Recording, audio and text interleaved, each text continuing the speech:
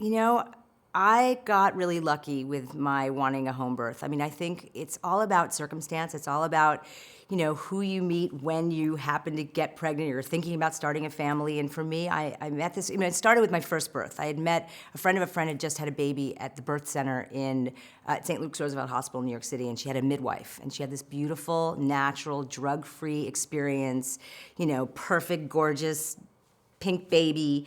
And it was really hearing that birth story that inspired me that when I'm a Virgo, so I plan everything, including my pregnancies, almost to the day. And so I knew I wanted a midwife when I got pregnant, which was a couple months later. And I did have, a hospital birth. I started in the birth center and transferred to the hospital for reasons, that I learned after the fact were medically unnecessary.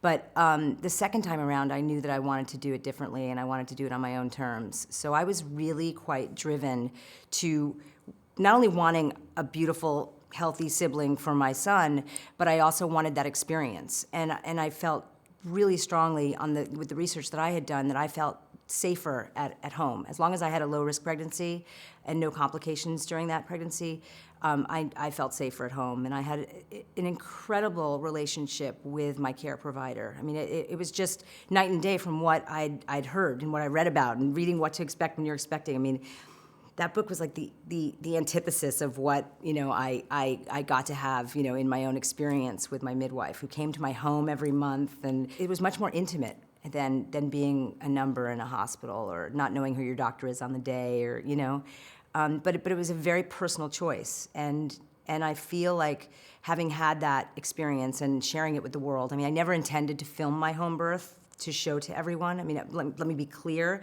because the three things I would have done differently had I known I was going to make a documentary about it: I would have had better lighting, I would have removed the shampoo bottles behind me, and I would have worn a top.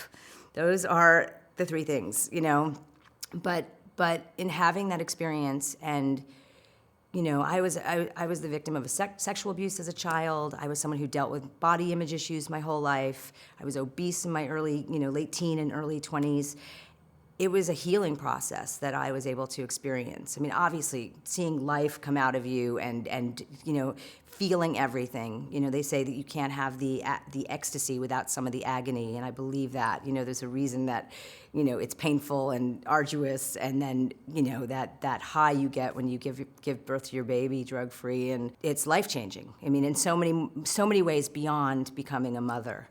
And it's hard to sum up, but it's something that stayed with me. I mean, I've had hardships in my life, and I went through a difficult divorce, and I have to say, looking back on that birth experience and making those decisions and feeling confident and having that sense of I can do anything. If I can get through this, I can do anything, has gotten me through every other hardship in my life since.